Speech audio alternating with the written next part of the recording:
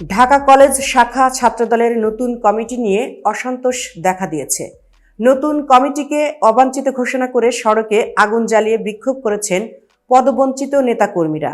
এ সময় পরপর 3টি ককটেল বিস্ফোরণের শব্দ পাওয়া গেছে।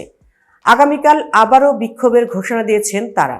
নিজেদের পদবঞ্চিত দাবি করে ছাত্রদলের কিছু নেতাকর্মী আজ বুধবার সন্ধ্যায় এই বিক্ষোভ করেন।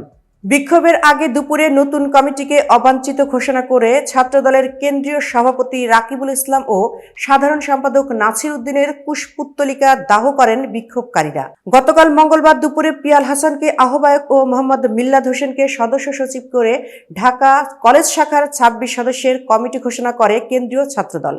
কমিটি ঘোষণার পর মঙ্গলবার রাত 10টা থেকে 11টার মধ্যে ঢাকা কলেজ ও সংলগ্ন এলাকায় অন্তত 7টি ককটেল বিস্ফোরণের ঘটনা ঘটে।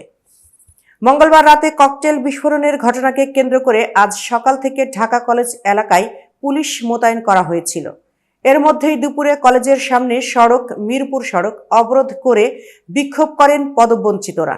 নতুন কমিটিকে অবাঞ্ছিত ঘোষণা করে সেখানে অবৈধ কমিটি মানি না মানব না, ছাত্রলীগের কমিটি মানি না মানব না প্রভৃতি বলে স্লোগান দেওয়া হয়। এতক্ষণ বার্তা বৈঠকের সাথে থাকার জন্য ধন্যবাদ। নতুন নতুন তথ্য ও সংবাদ পেতে বার্তা বৈঠকের ইউটিউব চ্যানেল ও ফেসবুক পেজের সাথেই থাকুন।